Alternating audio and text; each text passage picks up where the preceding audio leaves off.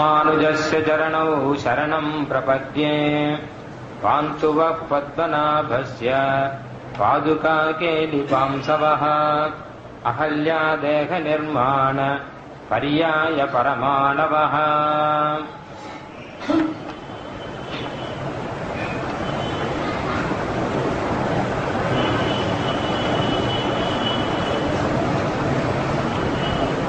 निश्शङ्कः तत्त्वदृष्ट्या निरवधिगदयं प्राप्य संरक्षकं त्वां न्यस्य त्वत्पादपद्मे वरद निजभरः निर्भरो निर्भयोस्मि। ஸ்ரீ வைஷ்ணவ சம்பிரதாயத்துல இது ஒரு பக்கம் இருக்கு, இன்னொரு பக்கம் பார்த்தா மதம் இருக்கு. உங்க மதம் என்ன, நீங்க என்ன பண்ண போறோங்க கேட்டா, நாங்க சமாசயனம் பண்றோம், நாங்க பரநியாசம் பண்ணிக்கிறோம், இதுதான் எங்க மதம் அப்படி நாம சொல்லிக்கிறோம். இது மதம் இருக்கு, தரிசனம் இருக்கு ஒரு பக்கம், மதம் இருக்கு ஒரு பக்கம். ஆனா இதெல்லாம் கூட போராமல் நமக்கு நித்தியப்படி நம்மளுடைய வாழ்க்கை நெறி எப்படி அப்படிங்கறத காமிச்சு கொடுக்கக்கூடிய ஒரு சம்பிரதாயம் அதுவும் நமக்கு இருக்கு. சம்பிரதாயம்னு வேணா அதை சொல்லலாம். ஆனா அது காலமா வந்துட்டு இருக்கு இந்த சம்பிரதாயம், பகவானுடைய சம்பிரதாயம் ஆகுது. அப்ப சமாசயனம் பண்ணிக்கணும், பரநியாசம் பிரபத்தி பண்ணிக்கணும். அதுக்கப்புறம் என்ன பண்ணணும் அப்படிங்கறத ரொம்ப முக்கியமா சொல்ற. பரநியாசம் பண்றதுக்கு முன்னாடி என்ன பண்ணணும் கேட்டா, சமாசயனம் பண்ணிட்டு வைஷ்ணவன் ஆகணும். ஆகிய எம்பெருமான் கிட்ட பொறுப்பை ஒப்படைச்சுட்டா அதான் பரநியாசம். பரண பொறுப்பு, ஞாசம்னா ஒப்படைப்பு. பொறுப்பு நாமளே வச்சுட்டு இருக்கோமா, நம்மளை ரட்சிக்கிற பொறுப்பு, நம்மளை நாமளே ரட்சிக்கிறோம், எல்லாம் நாம பாத்துக்கலாம் அப்படின்னு ஒரு பொறுப்போட நாம இருக்கோம். ஆனா நம்ம பொறுப்பெல்லாம் ஒண்ணும் நடக்காது. அந்த பொறுப்பை பகவான் கிட்ட ஒப்படைச்சிட்டோம்னா அவன் ரட்சிப்பான் நம்மள. இந்த தேகத்துக்கு அப்புறம் நம்மளே வச்சுட்டோம் வச்சுக்கோங்க, அடுத்த ஜென்மம் என்ன ஆகுங்கிறது நமக்கு தெரியாது. ஆனா பகவான் கிட்ட ஒப்படைச்சுட்டா அடுத்த ஜென்மமே இல்லாமல் சீவி கொண்டம் கொடுத்துருவான். அப்படி பொறுப்பை ஒப்படைக்கிறதா பரநியாசம். இந்த பரநியாசம் பண்ணி முடிச்சப்புறம் ஒரு ஸ்ரீ வைஷ்ணவன் என்ன பண்ணணும் அப்படிங்கிறது தான் சாஸ்திரத்துல பெரிய விஷயமா சொல்லியிருக்கா. முதல்ல ஒரு கேள்வி, இந்த மாதிரி கேள்வியே கொஞ்சம் தப்பு இதுல. ஏன்னா பரநியாசம் பண்ணி முடிச்சப்புறம் என்ன பண்ணணும் கேட்டா, பரநியாசம் பண்ண அப்புறம் ஒண்ணும் பண்ண வேண்டாங்கிறது தான் பதில். ஒண்ணுமே பண்ண வேண்டாம்.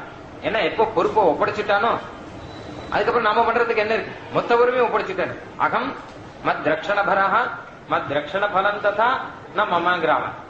நானும் என்னுடைய ரக்ஷண பொறுப்பும் என்னுடைய ரக்ஷணத்தினாலே வரக்கூடிய பலன் மூர்த்தியும் சேர்த்து சமர்ப்பிச்சுட்டான். தெரிஞ்சுட்டு நம்மம்மா இதுல எதுவுமே எனக்கு கிடையாதுன்னுட்டான். ஸ்ரீபதே ரேவ, இது பகவானுக்கு தான் அப்படின்னு தன்னையும் சேர்த்து பகவான் கிட்ட ஒப்படைச்சாச்சு. அப்ப நாம என்ன பண்ணணும்னா, இனிமே பண்ண வேண்டியது ஒண்ணும் இல்லை அப்படிங்கறதா சரியான ஒரு சமாதானம். பண்றதுக்கு இனிமே ஒண்ணும் கிடையாது, நிம்மதியா இருக்கலாம். அததான் நிசம்சயா சுகமா ஸ்வந்த பெருமாளே, நீ சந்தேகமே இல்லாமல் நிம்மதியா இரு. சுகமாஸ்வாங்கிறது அழகான வார்த்தை. சுகமா இரு, எதை பத்தியும் கவலைப்படாத, நிம்மதியா இரு. நிம்மதியா இருன்னு அர்த்தம். அப்புறம் ஏதாவது பலனோ ஏதாவது வருமானு கேட்டா, எது சுக துக்கங்கள்லாம் வருமே கேட்டா, வந்தா கூட நமக்கு அதை பத்தி கவலை கிடையாது. நாம நிம்மதியா இருக்கும். ஏன்னா பகவான் இருக்க, நமக்கு எதை பத்தியும் கவலை இல்லை. எப்படியானால் அசோகவனத்துல சீதா தேவி இருந்தாராம். சீதா பிராட்டி இருந்தது உதாரணமா காண்பிக்கிற. சரைஸ்து சங்குலாம் கிருத்வா லங்காம் பரபலார்த்தனஹ மாம் நயேத் எதி காகுத்ஸ்தா தத்தஸ்ய சதிசம் பவேத். ஆஞ்சநேயர் சீதா தேவி கிட்ட ஒரு வார்த்தை சொன்னார். அம்மா பிராட்டியே, நீர் கவலையே படாதியும், எதுக்கு இத்தனை துக்கம் கஷ்டப்பட்டு இருக்க, கண்ணுல ஜனம் விட்டு அழுதுட்டு இருக்குங்க, என் தோல்ல ஏறிக்கோங்க, நான் கொண்டு போய் விட்டுடுறேன். நேர பெருமாள் சந்நிதியில கொண்டு போய் சமர்ப்பிச்சுடுறேன். எப்படி ஆனால் நம்ம அக்னியில ஆகுதி பண்றோம், இந்திராய ஸ்வாஹா சோமாய ஸ்வாஹான்னு. இந்த அக்னி பகவான் நேர அந்த ஆகுதி எடுத்து இந்திரன் கிட்ட கொண்டு போய் கொடுக்கறானாம். அந்த ஆகுதியை எடுத்து சோமன் கிட்ட கொண்டு போய் கொடுக்கறானாம். ஏன்னா இந்திராய ஸ்வாகான்னு சொல்லி நம்ம இந்திரனுக்கு கொடுக்கலையே, அக்னிக்கு தானே கொடுக்கிறோம். சோமாய ஸ்வாகான்னு சொல்லி சோமனுக்கு கொடுக்கலையே, அக்னிக்கு தானே கொடுக்கிறோம். அப்போ இந்திராய ஸ்வாஹா, சோமாய ஸ்வாஹா, அக்னேய ஸ்வாஹா, விஷ்ணுவே ஸ்வாஹா எது சொன்னாலும் அக்னியிலேயே ஹோமம் பண்றோம். அந்த அக்னி பகவான் நேர கொண்டு போய் அந்தந்த தேவர்கள் கிட்ட கொண்டு போய் கொடுத்துடுறாராம். அவர் ஒரு மீடியேட்டர் மாதிரி, ஒரு மெசஞ்சர் மாதிரி. அப்போ அதே மாதிரி ஆஞ்சநேயர் சொல்ற, நம்ம அக்னி பகவான் மாதிரி நான் இருக்கேன், உம்மை கொண்டு போய் எங்க ஒப்படைக்கணுமோ பகவான் கிட்ட, ஸ்ரீ ராமச்சந்திர பிரபுட்ட நான் உம்மை கொண்டு போய் ஒப்படைச்சுடுறேன், என் தோல்ல ஏறிக்கும் அப்படின்னு ஆஞ்சநேயர் சொல்ற. சீதா தேவி சொல்றாளாம், என்னப்பா இவ்வளவு சின்னவரா இருக்கியே, சின்ன உருவத்துல இருக்கியே, நீ போய் என்ன எடுத்துட்டு போறேன்னா உன்னால முடியுமா? அது மாத்திரம் இல்ல, ராட்சசர்கள்லாம் யுத்தத்துக்கு வரமாட்டாளா? அது மாத்திரம் இல்ல, சமுத்திரத்தை தாண்டும் போது நான் கீழே விழுந்துட மாட்டானா? இன்னும் ஆரம்பிக்கிறார். இவர் ஆரம்பிக்கச்சே ஆஞ்சநேயர் பார்த்தா, என்னடா அது நம்மள போய் சின்னவன்னு சொல்லிட்டாலே. ஆஞ்சநேயருக்கே ஒரு இது தன்னுடைய பெரிய ஆகாரத்தை காமிச்சார். சீதாதேவி சொன்னாராம், எனக்கு சந்தேகமே இல்லை, நீ கட்டாயம் அழிச்சுட்டு போக முடியும். ஆனா நான் தான் உன் முதுகுல இருந்து கீழே சமுத்திரத்துல விழுந்துடணும் என்னமோ தெரியாது. அதெல்லாம் இருக்கட்டும், என் நிலைமை என்னங்கிறது சொல்றேன். ரெண்டு விஷயம் அழகா சொல்றேன். ஒன்னு, நான் பரஸ்பரிசம் பண்ண மாட்டேன், பரபுருஷ ஸ்பரிசம் நான் பண்றது இல்லை அப்படின்னு சீதாதேவி சொல்ற. ஆஞ்சநேயருக்கு ரொம்ப சந்தோஷம் இந்த விஷயத்தை கேட்ட உடனே. அம்மா நீர் ஒரு காரணம் சொல்லுங்க இல்லையா, பரபுருஷ ஸ்பரிசம் பண்ண மாட்டேன்னு சொல்லிட்டோம். இந்த விஷயத்தை நான் அப்படியே போய் ராமன் கிட்ட போய் சொல்லிரு, பெருமாள் கிட்டங்கிற ஆஞ்சநேயர். ஏன்னா அவர் கேட்கணும், கேட்டு அவர் தானே அப்படியா சொன்னா சந்தோஷம் வரும் இல்லையா. பரஸ்பரிசம் பண்ண மாட்டேன்னு நான் சொன்னா அப்படின்னு ஒரு சந்தோஷம் வரும் இல்லையா. அதனால நீ கவலைப்படாதையும் அசேஷேன சுரோஷிதி, மொத்தத்தில் நீ சொன்னதை அப்படியே போய் நான் பெருமாள் கிட்ட சொல்லிடுறேன் அப்படின்னு சொல்ற ஆஞ்சநேயர். நான் ரொம்ப நிபுணர், யார் யார்கிட்ட எதை சொல்லணும் அப்படிங்கிறது நல்லா தெரியும். ஏன்னா இங்க இருக்கிறத கரெக்டா அங்க போய் சொல்றாரு இல்லையா. ராமன் என்ன சொன்னாரோ அதை இங்க கொண்டு வந்து சொல்ற, இங்க இருக்கிறத அங்க சொல்ற, அதை அழகா பண்றாரு. நம்மளாலேயே சில பேர் அதான் பண்ணிட்டு இருக்கா, இங்க இருக்கிறத அங்க சொல்லுவா, அங்க இருக்கிறத இங்க சொல்லுவா, ஆனா கடைசியில் சண்டை வந்துடும். ஆனா ஆஞ்சநேயர் என்ன கேட்டா ரொம்ப கல்யாணமா சொல்றாராம் மொத்தத்தையும். வாச்சா தர்மம் அவாப்புகின்னு இருக்கார். சீதாதேவி சொல்றேன். அடுத்து ஒரு காரணம் சொன்னார். சரைஸ்து சங்குலாம் கிருத்வா லங்காம் பரபலார்த்தனஹ மாம் நயேத்யதி காகுத்ஸ்தஹ தத்தஸ்ய சதிருஷம் பவேத். ராமனே நேர வந்து தன்னுடைய சரங்கள்னாலே லங்கையை நிர்மூலமாக்கி என்னை அழிச்சுட்டு போனோம், அதுதான் அவனுக்கு சரியா இருக்கும் அப்படின்னு. நான் வருது இல்ல அவனுடைய பெருமைக்கு. ஏன்னா யாரோ ஒருத்தன் வந்து இங்கிருந்து சீதாதேவி அபகரிச்சுன்னு போனானா, திரும்பி யாரோ ஒருத்தன் வந்து கொண்டு வந்து விட்டானா அப்படின்னு இருந்தா நீ என்ன பண்ண? அவருக்கு ஒரு பெருமை இல்ல, அவரே வந்து ஜெயிச்சு லங்கையை நிர்மூலமாக்கி என்ன அழிச்சுன்னு போனா தத்து தஸ் சதிர்ஷம் பவேத், அதுதான் அவருக்கு ஏத்தது அப்படின்னு சீதாதேவி சொன்னாராம். ஆஞ்சநேயருக்கு இதுலயும் ரொம்ப சந்தோஷம்.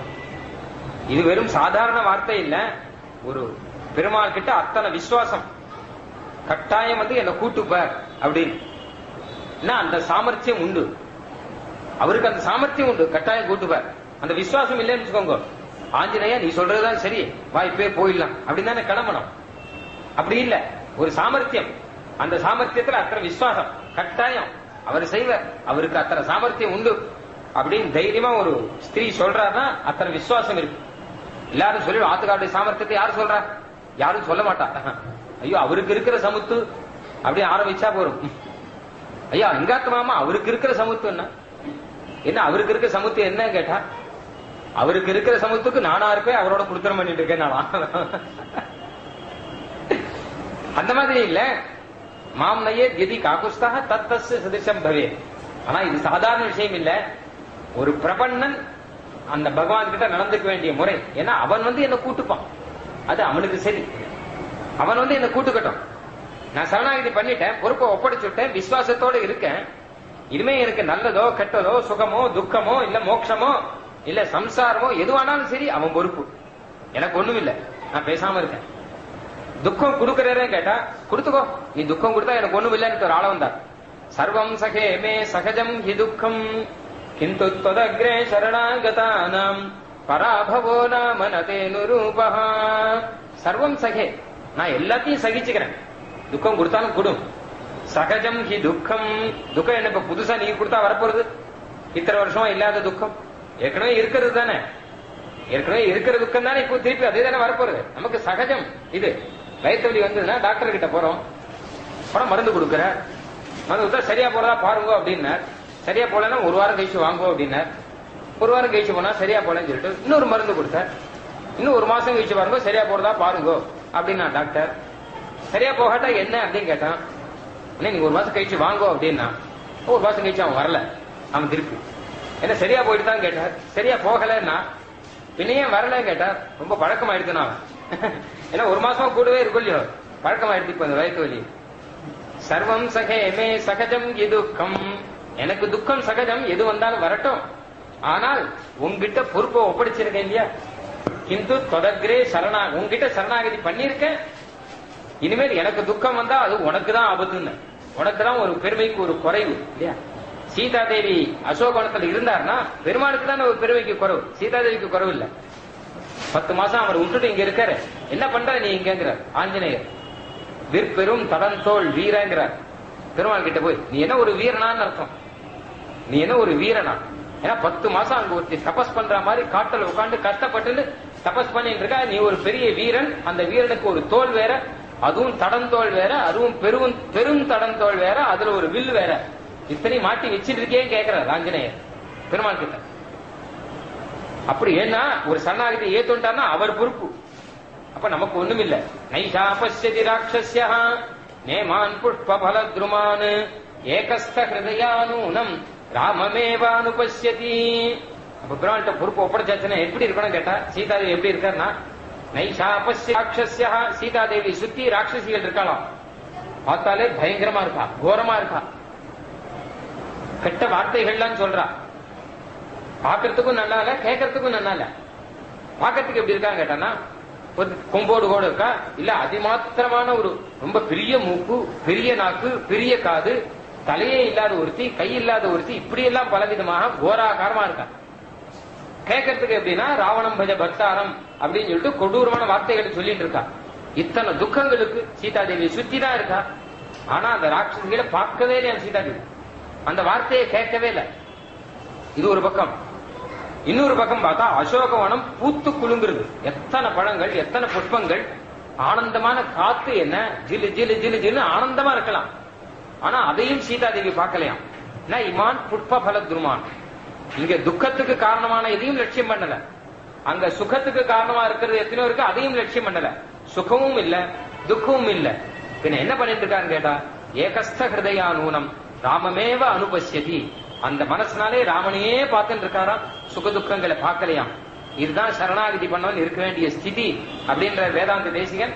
துக்கம் வந்தா வரட்டும், அதை பத்தி கவலைப்படாதவங்க, சுகம் வந்தா வரட்டும், அதை பத்தி கவலைப்படாதவங்க, பகவானையே நினைச்சுட்டு இருப்போம். ஏன்னா என்னைக்கு நம்மளை கூட்டுப்பார், என்னைக்கு நம்மளை கூட்டுப்பார். கதாகம் ஐகாந்திக நித்திய கிங்கரா பிரகர்ஷயிஷ்யாமி சநாத ஜீவிதா கதா புனசங்க ரதாங்க கல்பக த்வஜாரவிந்தாங்குஷ வஜ்ரலாஞ்சனம் திரிவிக்ரமத்வ சரணாம்புஜத்வயம் மதீய மூர்த்தானம் அலங்கரிஷ்யதி. எப்போ எப்போ எப்போ கதா கதாங்கிற, எப்போ உன் திருவடி என் தலையில விழும், எப்போ உன் திருவடினாலே என் சிரஸ்ல வச்சு என்ன அனுகிரகம் பண்ண போற, எப்போ உமக்கு நான் பரிச்சரியைகள் பண்ண போறேன், எப்ப என்ன பரிச்சரியையில நீ ஆஜ்ஞாபனம் பண்ணி சந்தோஷப்பட போறீர் அப்படின்னு சீவைகுண்ட லோகத்துல பின்னாடி கிடைக்க போற அனுபவத்தை இப்ப நினைச்சுட்டு இருக்கணுமா. இந்த இருக்க சுக்கத்தை பார்க்க கூடாது, துக்கத்தை பார்க்க கூடாது, கவலை இல்லாம இருக்கணும். ஒரு கவலையும் இல்ல, பெருமாள் பார்த்துக்கிறார். எப்ப நமக்கு அந்த அனுபவம் கிடைக்கும்? வரப்புகும் கண்ணாளத்துக்கு நாள் எண்ணி இருக்குமா போலேங்கிற. கல்யாணத்துக்கு நாள் வச்சாச்சுன்னா அந்த ஆசையோட கல்யாணம் பண்ணிக்கிறோம், நாள் எண்ணி இருப்பானோ இல்லையா. எப்ப கல்யாணம், எப்ப கல்யாணம், விவாகத்துக்கு கவுண்ட் டவுன்ல எண்ணிட்டு இருப்பான். இன்னும் 8 நாள் இருக்கு, இன்னும் 7 நாள் இருக்கு அப்படின்னு. அந்த மாதிரி என்னைக்கு நமக்கு என்னாலோ நாம் மண்ணளந்த இணைத்தாமரைகள் காண்பதற்கு என்னைக்கு அந்த நாள் கிடைக்கும் அப்படின்னு பார்த்துட்டு இருக்கிறவன், அப்போ இங்க ஒரு சுகமும் இல்ல, ஒரு துக்கமும் இல்ல, நிம்மதியா இருப்பான். அதைத்தான் சுவாமி தேசிகன் சொல்றார், எஸ்யத் பத்பாதபத்மே வரத நிஜபரஹா நிர்பரஹா நிர்பயோஸ்தி. எனக்கு பரமும் இல்ல, பயமும் இல்ல. பரம்னா பொறுப்பு, பொறுப்பு பொறுப்பு இருந்தா தானே, பொறுப்பு கிடையாது ஜாலியா இருக்கேன். பயமும் கிடையாது, பரம் இருந்தா தான் பயம் இருக்கும். பரமும் இல்லை, பயமும் இல்லை. நேற்று சொன்னேன் இல்லையா, ரயில்வே ஸ்டேஷன்ல வந்து இறங்குறோம், போர்ட்டர் கிட்ட அந்த பொறுப்பை ஒப்படைச்சிட்டோம். ஆனா பரம் இல்லாம இருக்கலாம், ஆனா பயம் இல்லாம இருக்க முடியாது. ஏன்னா யாருக்கிட்டயோ பயத்தை ஒப்படைச்சிட்டோமே, அவன் பின்னாடியே ஓடணும். சரி நாமளே வச்சுப்போம் அப்படின்னா பயம் இல்லாம இருக்கலாம், ஆனா பரம் இல்லாம இருக்க முடியாது. ஏன்னா மொத்தத்தையும் நாம தூக்கிட்டு வந்தாகணும். அப்போ பொறுப்பா நல்லவரா பார்த்து ஒருத்தர் கிட்ட ஒப்படைச்சிட்டு நிர்பரா நிர்பயா அப்படின்னு இருக்கலாமா? ரொம்ப வேண்டியவரா இருந்தா இருக்கலாம், கிருபாவானா இருந்தா இருக்கலாம். அப்படி ஒருத்தர் பகவான் கிடைச்சிருக்க, நம்ம ரட்சண பொறுப்பு அவர்கிட்ட ஒப்படைச்சிட்டு நிர்பரஹா நிர்பயோஸ்மி அப்படின்னு நிசம்சயமா சுகமாக இந்த சரணாகதன் இங்க இருக்காராம். இந்த பூலோகத்துல நம்மளாம் அப்படிதான் இருக்கணுமா? சரணாகதி பண்ணியாச்சுன்னா அதுக்கப்புறம் தான் என்ன பண்ணணும்னு பிரச்சனை வருது. அப்ப சரணாகதன் பண்ணவன் என்ன பண்ணணும் அப்படின்னா ஒண்ணும் பண்ண வேண்டாம். ஏன்னா மோட்சம் கிடைச்சாச்சு, மோட்சத்துக்கு ரிசர்வ் பண்ணியாச்சு, மோட்சம் கிடைக்க போறது சம்சயமே இல்ல, நிம்மதியா இருந்துட்டு இருக்கலாம். அப்போ ஒருத்தர் கேட்டார், ஆகில் அப்படியானால் இஷ்டம் போல திரிய அமையுமோன்னு கேட்டார். இப்போ இஷ்டம் போல இருக்கலாமே, ஏன்னா மோட்சம் தான் கிடைக்க போறது. அப்ப இனிமே இங்க இருக்கு பெருமாள் சேவிக்கணுமா, சந்தியாவந்தனம் பண்ணணுமா, நித்திய ஸ்நானம் பண்ணணுமா, குளிக்கணுமா, இஷ்டம் போல இருக்கலாமே. எப்படி இருந்தாலும் மோட்சங்கிறது உண்டோ இல்லையோ, மோட்சங்கிறது ஒரு நாளும் கிடையாதுங்கிறது கிடையாது. அப்போ இஷ்டம் போல திரிய அமையுமோ அப்படின்னு கேட்டா தேசிகன் சொல்ற அது அவனுக்கு சொரூப விருத்தம் அப்படின்னு. இவன் எப்ப சரணாகதி பண்ணிட்டானோ அப்ப இஷ்டம் போல இருந்தான்னு வச்சுக்கோங்க, இவன் பண்ண சரணாகதி இவனே மதிக்கலன்னு அர்த்தம். இவன் பெருமாள் கிட்ட மொத்த பொறுப்பையும் ஒப்படைச்சிருக்கான், ஒரு விசுவாசத்தோட ஒரு ரசத்தோட தானே ஒப்படைச்சிருக்கான். அப்புறம் இஷ்டம் போல அவன் இருந்தான்னா இவனுக்கு சொரூப விருத்தம் அது இருக்கக்கூடாது. இருந்தா மோட்சம் கிடைக்குமா கிடைக்காதாங்கிறது வேற விஷயம், மோட்சம் கிடைக்குமா இருக்கலாம், ஆனா இவனுடைய சொரூபத்துக்கு அனுகுணமாக இவன் நடக்கணும் இல்லையா? அதனால இஷ்டம் போல தெரியக்கூடாது, சாஸ்திரம் என்ன சொல்லியிருக்கோ அந்த ரீதியில மொத்தத்தையும் செய்யணும். பகவத் கைங்கரியமாக எல்லாத்தையும் பண்ணிட்டு இருக்கணும், சாஸ்திரத்தை மீறி நடக்கக்கூடாது அப்படிங்கறதாக சொல்ற. அதுக்காக நாம எப்படி நடக்கணும், நம்மளுடைய தினசரி வாழ்க்கையை எப்படி அமைக்கணும் அப்படிங்கறத எல்லா ஆச்சாரியரும் சொல்லி கொடுத்திருக்கா.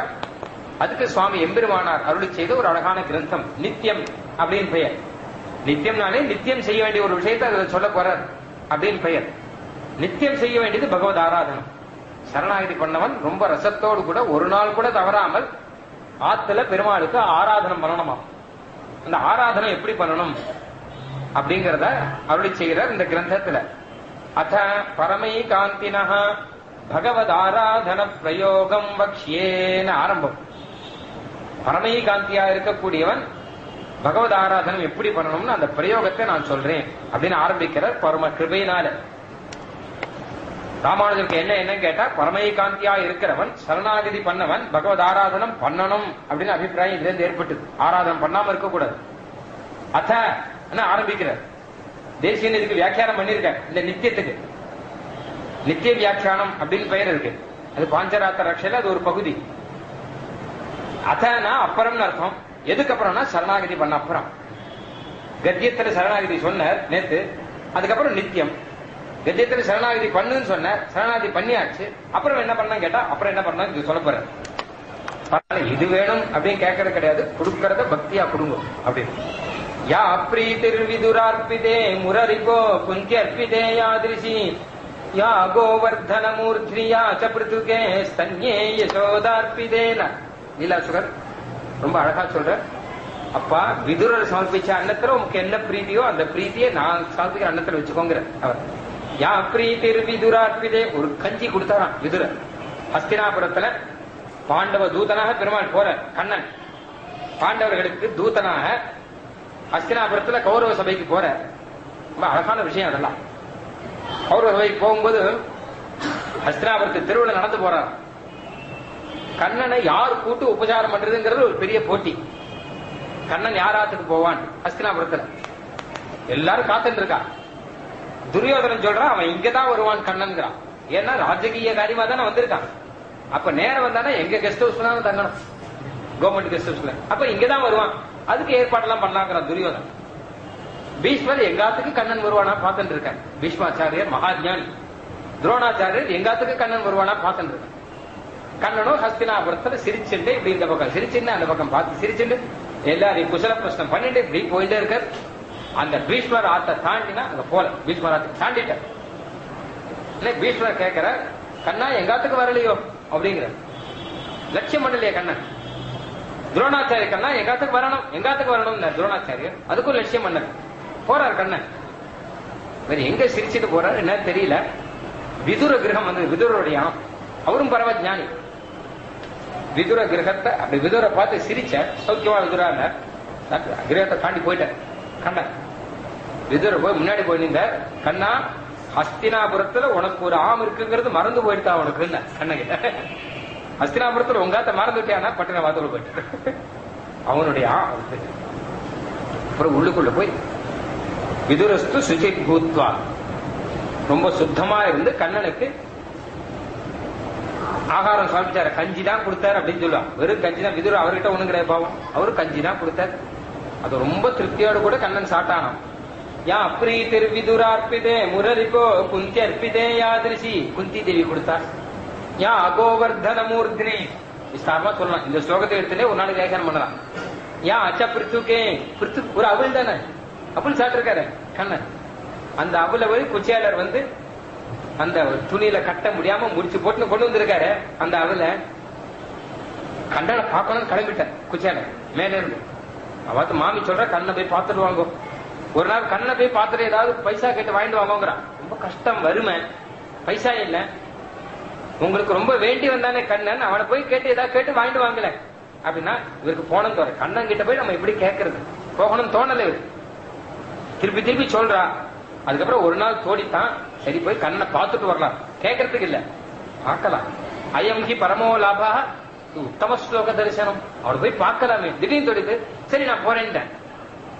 கிளம்பிட்ட வாசல படி இறங்கிட்டேன். அதுக்கப்புறம் முடியும் மறுபடியும் உள்ள வந்துட்டேன். பயந்துட்டா. இவர் போவாரா மாட்டாரா அப்படின்னா கண்ணனை போய் வெறுமை எப்படி பாக்குறது? ஏதாவது ஒண்ணு குடு, அவங்க கிட்ட போய் கொடுக்கணும். உபாயனம் கொடுக்கணும் இல்லையா, உபகாரம். ஏதாவது ஒண்ணு குடு எடுத்துன்னு போறேன்னா சரி என்ன கொடுக்கறது? நான் ஆத்துல போய் உள்ளுக்குள்ள போய் பார்த்தா மொத்த பாத்தமும் கவுத்து வச்சு ஒண்ணும் கிடையாது. அரிசி கூட கிடையாது. அரிசி கிடையாது, பருப்பு கிடையாது, இது கிடையாது, நெய் கிடையாது, பால் கிடையாது, மோர் கிடையாது, வெண்ணெய் கிடையாது, ஒண்ணும் கிடையாது. எல்லாத்தையும் கவுத்து வச்சு பரம தாரித்யம்.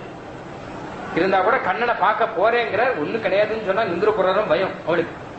அவ பழக்கடை வழியா பக்கத்தாத்துக்கு போய் அங்க போய் மாமி கொஞ்சம் அவள் இருந்தா கொடுங்களேன் அப்படின்னா அந்த அவளை சொல்லிட்டு வாங்கிட்டு வந்து இவகிட்ட கொடுத்துருக்கா. இவர் அதை எடுத்துன்னு முடிச்சு போட்டுன்னு தோல்ல இப்படி போட்டு பின்பக்கம் முடிச்சு இருக்க வேகமா ஓடி வர. கண்ணனை பார்க்கணும்னு ஆசையில அங்க வந்தா அந்த துவாரகா நாதனாக ராஜாவாக இருக்கக்கூடியவர் 7 வாசலை கடந்து உள்ளுக்குள்ள போறாராம். அவர் கிரகத்துல உள்ள போய் அந்த கண்ணனோட பேசிட்டு போது கண்ணன் ஆனந்தமா ஆற தழுவ 2 பேரும் கண்ண ஜலம் ஒதுக்க ஆச்சரியமா பேசிட்டு இருக்கச்சு. இந்த அபுல எடுத்து கண்ணனுக்கு கொடுக்கணும் இல்லையா, உனக்காக ஒண்ணு வாங்கி வந்திருக்கேன்னு. ஆனா இவர் லஜ்ஜப்பட்டுன்னு உட்காந்து இத போய் நம்ம என்னன்னு கொடுக்கறது? ஏன்னா சாட்சாத் லட்சுமி தேவியான ருக்மிணி பிராட்டியே இருக்கா பக்கத்துல. பெரிய ரத்தன கட்டில உட்காந்து இருக்காரு கண்ணன். இவங்கிட்ட போய் நான் உனக்கு அவள் கொண்டு வந்திருக்கேன் அப்படின்னா கொடுக்க முடியும். அதனால இவ வெக்கப்பட்டிருந்து தலையை குனிஞ்சு அந்த அவள் இருக்கிறதே காமிக்காம உள்ளுக்குள்ள வச்சிருந்தார். பேசாம இருக்க குச்சேல. ஆனா கண்ணனுக்கு தெரியாதானா, குச்சேலா எனக்காக ஏதாவது கொண்டு வந்திருப்பே நீ, இதை கொண்டு வந்திருப்பே நீ அப்படின்னா வெக்கப்பட்ட. இல்ல ஒண்ணும் இல்ல அப்படின்னா கண்ணனே எடுத்து அந்த பிரிச்சு பார்த்தா அவளை பார்த்தோன்னே எனக்கு இந்த அவள் ரொம்ப பிடிக்கும்னு தெரிஞ்சுதான் நீ கொண்டு வந்திருக்க. எனக்கு யார் வேணா எதை வேணா கொடுப்பா, அவள் கொடுக்கறதுக்கு எனக்கு யாரும் இல்ல. சின்ன வயசுனா ரொம்ப பிடிக்கும்னு, ரொம்ப நன்னா இருக்கேன், ரொம்ப பிடிக்கும் எனக்கு, நீ கொண்டு வந்திருக்கேன்னு சொல்லிட்டு தானே முடிச்ச விட்டு தானே அந்த அவளை எடுத்து தானே சாப்பிடும் கண்ணன். நான் அத்தனை பிரீத்தியோடு கொண்டு வந்திருக்காரு இல்லையா, அதுக்கு ஒரு மரியாதை. அப்படி ஒரு வாய் சாப்பிட்டுட்டு 2வது வாய் அவள் எடுக்கிறானா கண்ணன். அப்போ ருக்மிணி பிராட்டி கையை பிடிச்சுட்டான், கீழே வச்சுக்க மாட்டான். ஏன்னு கேட்டா நீ ஒரு வாய் சாப்பிட்டதுக்கே மொத்த ஐஸ்வர்யத்தையும் கொடுத்தாச்சு, 2வது வாய் சாப்பிட்டதுக்கு என்ன கொடுக்கறது, எங்க கையில பைசா இல்லையானாவோ லட்சுமி தேவி. இது பாகவதத்தில் இப்படியேதான் வருது. அப்படி யா கோவர்தன மூர்த்தினி யா சப்ருத்துகே ஸ்தன்யே யசோதாத்பிதே அப்படி பிரீத்தியோடு கொடுத்தா பகவான் ஏத்துப்பான். அந்த ரீதியில பரம பிரீத்தி தான் ரொம்ப முக்கியம். இதுல பிரீத்தியோடு கூட பகவத் ஆராதனம் பண்ணுங்கோ அப்படின்னு ஆச்சாரியால் நமக்கு உபதேசம் ரொம்ப ஆச்சரியமா உபதேசம் பண்ணியிருக்கா. அவளு அப்படியே நடத்தி காமிச்சிருக்கா. சுவாமி வேதாந்த தேசியன் கூட ஒரு சமயம் ஹயகிரீவனுக்கு திருவாராதனம் பண்றதுக்கு ஒண்ணுமில்லை. ஒரு நாள் ராத்திரி திருவேந்திபுரம் போற வழியில இவர் மூர்த்தி ஹயகிரீவ மூர்த்தியால கொண்டு போயிருக்காரு. ராத்திரி வேளையில அந்த ஹயகிரீவனுக்கு திருவாராதனம் பண்றதுக்கு ஒண்ணுமில்லை. அந்த கட்டத்துல யாரோ ஒரு வைசியனுடைய கிரகத்துல போய் படுத்துக்கிறார். அப்போ அவருக்கு அதான் எண்ணம், பெருமாளுக்கு சமர்ப்பிக்கிறதுக்கு ஒண்ணும் இல்லையே, அந்த எண்ணத்தோட தான் படுத்துக்கிறார். பாவம் இவருடைய எண்ணம் பெருமாளுக்கு தெரிஞ்சது இல்லையா. இவர் வேணா வெறுமை விட்டுடலாம், இவர் பட்னியா இருக்காரு, இவருக்கு அது சகஜம். ஆனா அவருக்கு சமர்ப்பிக்கிறதுக்கு ஒண்ணும் இல்லையே. இன்னைக்கு ராத்திரி ஜலத்தை வேணா சமர்ப்பிக்கலாமா, ஜலத்தை சமர்ப்பிக்கலாமே தவிர வேற ஒண்ணும் இல்லையே. படுத்துட்டார், சயனிச்சுட்டார். அப்போ அந்த அந்த வியாபாரி அவன் எழுப்புறான் ராத்திரி, சாமி சாமி எழுந்துரு எழுந்துரு. என்ன அப்படின்னு கேட்டா, நீ ஓட்டிட்டு வந்த குதிரை இந்த வயல்ல மேய்ஞ்சிட்டு இருக்கு, கொள்ளுல சாப்பிட்டு இருக்கு, அந்த குதிரை மேய்ஞ்சிட்டு இருக்கு, அதை ஓட்டினா எத்தனை ஓட்டாலும் போக மாட்டேங்கிறது. குதிரையா? நான் குதிரை ஒண்ணு ஓட்டிட்டு வரலையே. பிள்ளையார் சாமி, நீ தானே ஓட்டின்னு வந்த குதிரை, நான் ஒண்ணு கொண்டு வரல பணம். இந்த ஊர்ல யாருக்கும் குதிரை கிடையாது சாமி, இந்த ஊர்ல இந்த பக்கம் எல்லாம் குதிரை யாருக்கும் கிடையாது. இங்கதான் அது எங்கேயும் தூரத்துல இந்த பக்கம் யாருக்கும் நாங்கள மாடுதான் வச்சிருக்கோம், தவிர குதிரை கிடையாது. ஆனா அது கொள்ளு சாப்பிட்டு இருக்கேன், அது நீ தான் ஓட்டின்னு வந்த, நான் பார்த்தனேங்கிறான். உங்க குதிரை தான் பார்த்தாது, உங்களை மாதிரியே படிச்சுட்டு இருக்கு, திரும்பிட்டு இருக்குங்கிறாங்க. உங்க குதிரை தான் அது, நீங்க தான் ஓட்டிட்டு வந்திருக்கணும். கொஞ்சம் வந்து என்னுடைய இதுல பண்ண நீங்க வாங்கல, நீங்க வந்து சொல்லுங்க அந்த குதிரை நீங்க ஓட்டியாதான் ஓடுவோம் வாங்கணும்னா. அதுக்கப்புறம் தேசியம் இருந்து போனா அந்த குதிரை மேய்ஞ்சிட்டு இருக்கு. சேவிக்கிறார் ஹயக்ரீவன் பெருமாள். ஹயக்ரீவன் ஏற்றிருக்கார். உடனே அந்த குதிரையை மெதுவா தடவை கொடுத்து, அப்பா கொஞ்சம் பால் எல்லாம் கொண்டு வா, கொஞ்சம் கொண்டு வா, வயல்ல இருந்து நான் ஓட்டுறேன் மெதுவா. குதிரை மெதுவா அழிச்சு வந்து கொஞ்சம் கொண்டு கொடுத்து பாலை கொடுத்து அந்த குதிரைக்கு தடவி கொடுத்து கொஞ்ச நேரம் அந்தர்தானம் ஆடி பட்டு பெருமாள் அந்தர்தானமாக தேசிய மனசுல ஒரு திருப்தி, பரம பிரீத்தியோடு கூட சைன் சொல்லி மறுநாள் கத்தால எழுந்து போயிட்டாராம். கொஞ்ச தூரம் போனவொடனே அவன் ஓடி வந்தான். அந்த வியாபாரி திரும்பி ஓடி வந்து, சுவாமி நீங்க தான் எனக்கு ஆச்சாரியன் அப்படின்னு கீழே விழுந்து சேவிச்சுட்டான். என்ன கேட்டா, அந்த குதிரையோட திருவடி பட்ட இடம் எல்லாம் அப்படியே பொண்ணு இருக்கான், மொத்தமே ரத்தனம் இருக்கு, வயல்ல கொள்ளு போய் பொண்ணு வந்திருக்கு அவருக்கு. அப்படி பரம பக்தியோடு கூட அது சேவிக்கிறான். நீர் தான் இனிமே உனக்கு ஆச்சாரியன், ரொம்ப சந்தோஷம் பா. சரி இரு, என்ன பண்ணணும்னு சொல்லு, நல்ல ஞானத்தை சம்பாதிச்சுக்கோ அப்படின்னா. அவன் சொன்னானா, சுவாமி ஒரு உபகாரம் பண்ணுங்க, அடிக்கடி குதிரை ஓட்டினோம் இங்க அவன் எங்க வயலுக்கு அப்படின்னு வேடிக்கையா சொல்லுவான். அப்படி பரம பிரீத்தியோடு கூட பெருமாளுக்கு திருவாராதனம் பண்ணி அந்த பிரசாதத்தை நாம சாப்பிட்டா ஆத்மாவுக்கு சுத்தி, சரீரத்துக்கு சுத்தி, நிச்சிந்தையாக இருக்கலாம். பிரபன்னனா இருக்கிறவன் எத்தனையோ கேள்வி எல்லாம் கேட்கிறான். பிரபன்னாவுக்கு ஆராதனை எதுக்காக பண்ணணும், ஏன்னா மோட்சம் தான் கிடைச்சிருக்கு அப்படின்னு சுயம் பிரயோஜனமாக கைங்கரியமாக பெருமாளுக்கு கைங்கரியம் ஒரு ரசமாக, அப்புறம் நம்ம சொரூபத்துக்கு அனுகூலமாக பண்ணணும். நித்திய கர்மானுஷ்டானங்கள்லாம் எதுக்காக பண்ணணும், நித்திய சந்தியாவந்தனாதிகள்லாம் இருக்கும் இல்லையோ, இதுல எத்தனையோ பிரச்சனை, ஒரு காலத்து ஒருபாடு பிரச்சனை. ஆனா தேசிகன் எல்லாத்துக்கும் ராமானுஜர் தான் உதாரணமாக்குற. எம்பெரும் பகவத் ராமானுஜர் தன்னுடைய விருத்தாப்பிய தசையிலும் வருந்தி எழுந்து நின்று ஜலாஞ்சலி செய்தார் அப்படிங்கிற தேசிகன். ராமானுஜர் கடைசியில முடியாத தசையில கூட வருந்தி எழுந்து நின்று அர்க்கிய பிரதானம் பண்ணாராம். எழுந்து நின்று தானே அர்க்கிய பிரதானம் பண்ணணும். எழுந்துக்க முடியாத திசையில கூட அதை அத்தனை சிரத்தையா பண்ணாராம். அதனால சரணாகதி பண்ணேன்னு விட்டுறாதுங்கோ, அவர் பண்றாரு பாருங்க. இன்னும் பெரிய சர்ச்சை ஒரு காலத்துல பாஞ்சராத்திர ஆகமத்துல ஒரு பிரக்கிரியெல்லாம் சொல்லியிருக்கு. அதுபடி பண்ணணுமா, இல்ல நாமெல்லாம் இப்ப விவாக உபநயனங்கள்லாம் வந்து சூத்திர ரீதியில பண்ணிட்டு இருக்கோம். அதான் ஆபஸ்தம்ப சூத்திரர், போதாயணி சூத்திரத்தில் சொல்ற ரீதியில் நம்ம பண்ணிட்டு இருக்கோம். இந்தபடி பண்ணணுமா, இல்ல பாஞ்சராத்திரப்படி பண்ணணுமான்னு ஒரு பெரிய பிரச்சனை. ஏன்னா பாஞ்சராத்திரத்துல மொத்தம் பகவானுடைய பேர் தான் வரும். இது வந்து அக்னேய சுவாகா சோமாய சுவாகா எல்லாம் வரும் இதுல. அப்போ சரணாகிதி பண்ணணும், அதை தான் பண்ணணுமே தவிர இதை பண்ணக்கூடாது. பெருமாளுடைய பேர் தான் சொல்லணும், பாக்கி பேர்லாம் சொல்லக்கூடாது. இப்ப பாஞ்சராத்திர ஆகும் இப்படிதான் பண்ணணும் அப்படின்னு ஒரு பிரச்சனை ஒண்ணு வந்தது. தேசியம் தான் எல்லாத்துக்கும் நிர்ணயம் பண்ணிட்டார். அவர் சொல்லிட்டார் அதெல்லாம் கிடையாது, அவாவா சூத்திரப்படி தான் பண்ணணும்னு. ஏன்னா அழகான காரணம் ஒண்ணு சொல்ற, ஒரு நல்ல காரணம் சொல்ற. அவர் சொல்ற, பெரிய நம்பிகள் முதலான ஆச்சாரியர்களும் சூத்திரோக்தமானபடியே யாகாதிகள் அனுஷ்டித்து போந்தார்கள். ஆகலால் பகவத் ராமானுஜருடைய சம்பிரதாயத்தில் வந்தவர்களும் அதே ரீதியிலேயே அனுஷ்டிக்க வேண்டியது. ராமானுஜருடைய ஆச்சாரியரான பெரிய நம்பிகள் அவரே சூத்திரப்படி தான் பண்ணாரே தவிர அவர் புதுப்படி பண்றேன்னு ஆரம்பிக்கல. அதனால நீங்களும் அப்படியே பண்ணுங்க. அக்னேய சுவாகன் இருந்தா என்ன, அக்னிக்குள்ள இருக்கக்கூடிய பரமாத்மா. சோமாய சுவாகன் சோமனுக்குள்ள இருக்கக்கூடிய பரமாத்மா. ஏன்னா இந்த நித்தியத்திலேயே ராமானுஜர் சொல்ற தேவ ரிஷி பித்ருன்னு, தேவ தர்ப்பணம் ரிஷி தர்ப்பணம் பித்ரு தர்ப்பணம் எல்லாம் பண்ணலாமா கேட்டா, தேவர்களுக்குள்ள இருக்கக்கூடிய பரமாத்மா, ரிஷிகளுக்குள்ள இருக்கக்கூடிய பரமாத்மா. பித்ரு தர்ப்பணம்னா பித்ருகளுக்குள்ள இருக்கக்கூடிய பரமாத்மா, அவருக்கு தான் தர்ப்பணம், பித்ருக்களுக்கு இல்ல. பித்ருகளுக்குள்ள இருக்க பரமாத்மாவுக்கு தர்ப்பணம். அப்படி நினைச்சிட்டு பண்ணுங்கன்னு பித்ரு தர்ப்பணத்தை.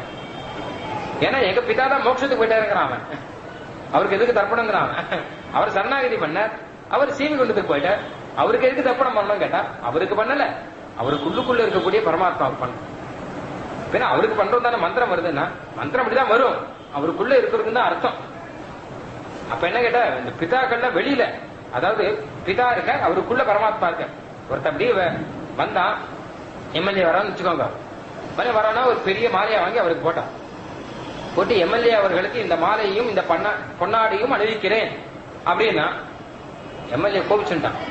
எனக்கு எங்க மாலை போட்டேன்னா, உனக்கு தானே போட்டேன்னா, எனக்கு போடல, என் சட்டைக்கு தானே போட்டேன். அவன் வேற சட்டை போட்டு இருக்கான், என் சட்டைக்கு தானே மாலை போட்டேன் அப்படின்னு நானா. அது பைத்தியக்கார, வேற என்ன பண்ண முடியும்? உன் சட்டைக்கு போட்டா உனக்கு போட்டா மாதிரி தானே. அந்த மாதிரி தேவர்கள்லாம் சட்டை மாதிரி இருக்கா பெருமாளுக்கு. உள்ளுக்குள்ள பெருமாள் இருக்க, அவருக்கு தான் திருப்தி.